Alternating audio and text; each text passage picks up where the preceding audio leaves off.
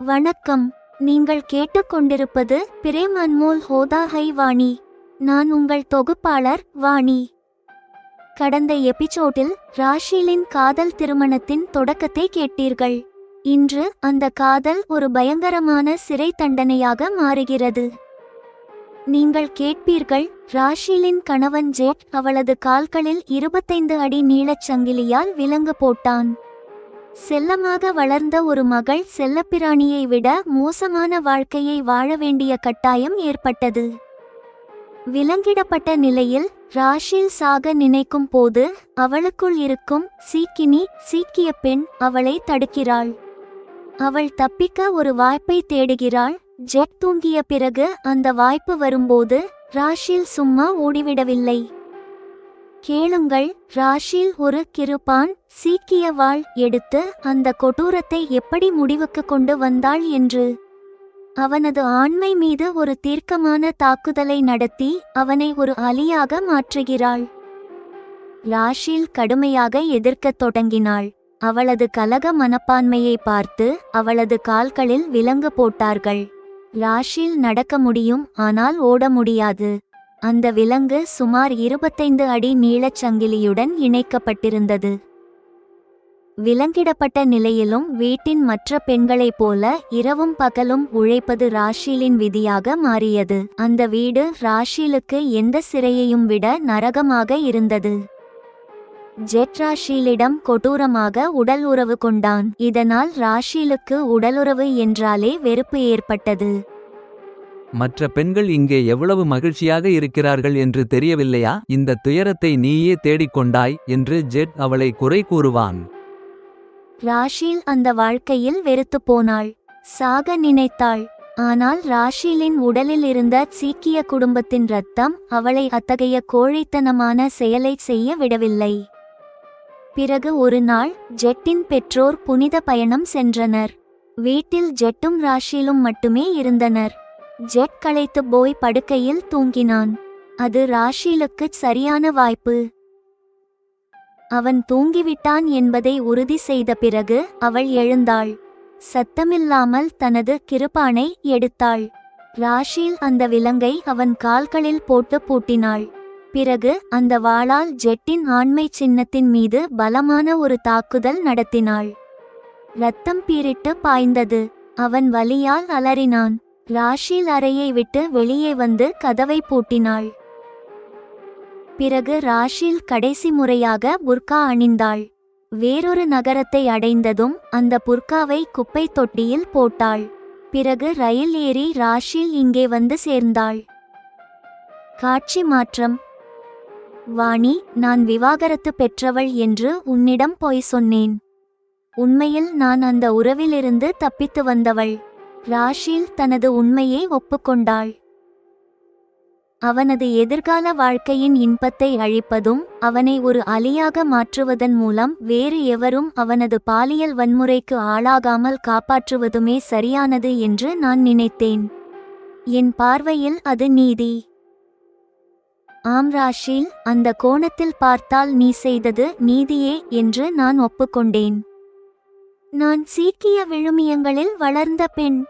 என்னை சீக்கினி என்பார்கள். ஜெட்டை ஒரு அலியாக மாற்றியதன் மூலம் நான் ஒரு உண்மையான சீக்கினி என்று நிரூபித்துவிட்டேன் என்று ராஷில் கண்கள் சிவக்க கூறினாள். இந்த எபிசோட் ராஷிலை ஒரு பாதிக்கப்பட்டவளிடமிருந்து ஒரு வீரமங்கையாக மாற்றுகிறது. எபிசோட் 11 நிறைவு.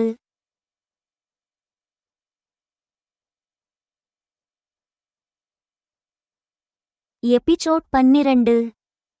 வணக்கம்.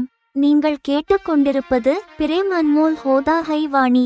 நான் உங்கள் தொகுப்பாளர் வாணி. கடந்த எபிசோடில் ராஷிலின் துயரத்தை கேட்ட பிறகு இன்று அவளது சீக்கினி தைரியம் மற்றும் அவளது வலியிலிருந்து பிறந்த ஆலோசனையை பற்றி நான் சிந்தித்துக் கொண்டிருக்கிறேன். ராஷில் கூறுகிறாள், குருத்வாரா சாஹிப்பின் நன்மை பயக்கும் குருவாணி கூட ஜெட் மீது நிரந்தர தாக்கத்தை ஏற்படுத்தவில்லை என்று. எனக்கும் ராஷிலுக்கும் இடையிலான அந்த சுவாரஸ்யமான உரையாடலை நீங்கள் கேட்பீர்கள். குழியில் விழாமலேயே குழியில் விழுந்தால் என்னவாகும் என்பதை தெரிந்து கொள்ள முடியும். ஆனால் எனது கடந்த கால கதைகள் முடிவடைவதோடு நிகழ்காலத்தின் ஆபத்து மீண்டும் தலைதூக்குகிறது. மணப்புள்ளிட்டவு மீதான எனது பயம் இப்போது அதிகரித்துள்ளது. இதை தலைவிதியிடம் விட்டுவிடுவது கடுமையான விளைவுகளை ஏற்படுத்தும் என்று நான் நினைக்கிறேன்.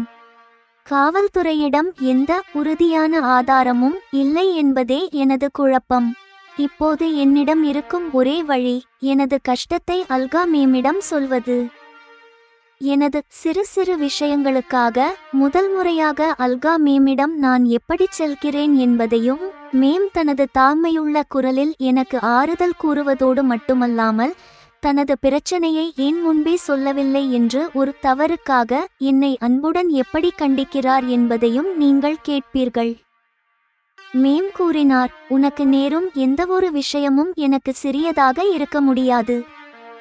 அல்கா மேம் தனது செல்வாக்கையும் அறிமுகத்தையும் பயன்படுத்தி மணப்புள்ளிட்டவுவின் ஆபத்தை நிரந்தரமாக தீர்க்க முடியுமா? மேலும் இந்த தீர்வுக்கு முன்னதாக இப்போது ராஷிலும் அங்கே இல்லாதபோது மேம் என்னை ஏன் மீண்டும் இரவு உணவிற்கு அழைத்தார்? தொடர்ந்து கேளுங்கள். பிரேம் அன்மோல் ஹோதா ஹை வாணி இல் நீங்கள் கேட்பீர்கள். எபிசோட் 12 குழியை பற்றிய அறிவு மற்றும் ஒரு புதிய வேண்டுகோள். உணவின் சுவையை அனுபவித்த பிறகு ராஷில் இன்னும் அரை மணி நேரம் என்னுடன் இருந்தாள். ஜெட் குருத்வாரா சாஹிப்பில் ஒரு சாதாரண மனிதனைப் போல நடித்தான். ஆனால் அவன் அப்படிப்பட்டவன் அல்ல. என்னை அவனது வலையில் வீழ்த்துவது அவனது திட்டமிட்ட வேலை. அவனது பிடியில் சிக்கிய பிறகுதான் எனக்கு அது தெரிந்தது. இன்று நான் சிந்திக்கும்போது அவன் மனிதன் அல்ல, ஒரு அரக்கன். ஒருவேளை குருத்வாராவின் புனிதமான சூழலால் அங்கே அவன் நல்லவனாக நடித்தான் என்று ராஷில் விவரித்தாள். நிச்சயமாக ராஷில் ஜெட் சாட்டிஸ்டிக் பெர்சனாலிட்டி டிசார்டர் என்ற மனநல பாதிப்பால் பாதிக்கப்பட்டிருக்கிறான். அவனது மனைவியாக நீ அவனது பாலியல் சித்திரவதைக்கு செக்ஷுவல் சேடிசம் ஆளானாய் என்று எனது உளவியல் அறிவை கொண்டு அவள் கூற்றை வழிமொழிந்தேன். எந்தவொரு பெண்ணும் தனியாக வேறொரு மதத்தைச் சேர்ந்த வழிபாட்டு தலத்திற்கு வரும் ஒருவனை நம்பக்கூடாது என்று எனக்கு தோன்றுகிறது. இல்லையென்றால் என்னைப் போலவே ஏமாற்றப்படும் வாய்ப்பு உள்ளது என்று ராஷில் அறிவுரை வழங்கினாள். குழியில் விழாமலேயே குழியில் விழுந்தால் என்னவாகும் என்பதை தெரிந்து கொள்ள முடியும். நான் உளவியல் படித்தவள் என்பதால் மனிதர்களின் நடத்தை பற்றி எனக்கு புரிதல் உள்ளது என்று சிரித்துக்கொண்டே சொன்னேன். ராஷில் கிளம்பிச் சென்றாள். அப்பா இன்னும் சாப்பிடவில்லை என்ற விஷயத்தை நான் மறந்துவிட்டேன். அவள் சென்ற பிறகும் நான் ராஷிலை பற்றியே சிந்தித்துக் கொண்டிருந்தேன். மனிதர்களின் செயல்களோடு தலைவிதியும் பின்னி பிணைந்திருக்கும். சிறிது நேரத்திற்கு பிறகு அப்பா போன் செய்ததால் எனது சிந்தனைகள் நின்றன. அப்பா, இன்று உங்களுக்கு பிடித்த பூரன் பூரி மற்றும் கடி செய்திருக்கிறேன் என்று சொன்னேன். காட்சி மாற்றம். மணப்புள்ளிட்டவுவால் நான் மிகவும் பயந்து போய் இருக்கிறேன். காவல்துறையிடம் புகார் செய்தாலும் சாட்சிகள் இல்லை என்று அவர்கள் கண்டுகொள்ள மாட்டார்கள் என்று எனக்கு பயம். இப்போது எனக்கு அல்கா மேம் ஒருவரே துணை. அவருக்கு பெரிய மனிதர்களிடம் அறிமுகங்கள் உள்ளன. அவர் என்னை இந்த ஆபத்திலிருந்து காப்பாற்ற முடியும். பள்ளி முடிந்த பிறகு அவருக்கு போன் செய்ய முடிவு செய்தேன். எனது அதிர்ஷ்டம் நன்றாக இருக்கிறது. அல்கா மேம் அன்றே பள்ளிக்கு வந்தார். நான் சென்று அவரை சந்தித்தேன். அவர் என்னை மிகவும் ஆத்மார்த்தமாக வரவேற்றார். வாணி, என்ன விசேஷம்? நீ இதுவரை என்னை சந்திக்க பள்ளிக்கு வந்ததில்லையே. எல்லாம் நலம்தானே என்று அவர் சிரித்துக்கொண்டே கேட்டார். நான் மணப்புள்ளிட்டவுவா ஐப்பா புள்ளி பற்றி நடந்த விஷயங்கள் அனைத்தையும் விரிவாகச் சொன்னேன். அவனது கடை முகவரியை கொடு, நான் இப்பொழுதே அதை சரி செய்ய ஏற்பாடு செய்கிறேன். உனக்கு சம்பந்தப்பட்ட எந்த விஷயமும் எனக்கு சிறியதாக இருக்க முடியாது. நீ பயமில்லாமல் போ என்று மேம் தாய்மை அன்புடன் கூறினார். நான் அவருக்கு மனதார நன்றி கூறினேன். 4 நாட்களுக்குப் பிறகு அவர் என்னை மீண்டும் இரவு உணவிற்கு அழைத்தார். ராஷில் அமெரிக்கா சென்றுவிட்டாள். இப்போது மேமும் நானும் மட்டுமே இருப்போம். அவர் எனது பிரச்சனையை எப்படி தீர்த்தார் என்று தெரிந்து கொள்ள எனக்கு ஆவலாக உள்ளது. நான் மகிழ்ச்சியுடன் ஒப்புக்கொண்டேன். இந்த எபிசோட் வாணி மற்றும் அல்கா இடையேயான நெருக்கத்தை அதிகரிக்கிறது. எபிசோட் 13 இல் ஒரு பெரிய ரகசியம் வெளிப்படப் போகிறது. எபிசோட் 12 நிறைவு.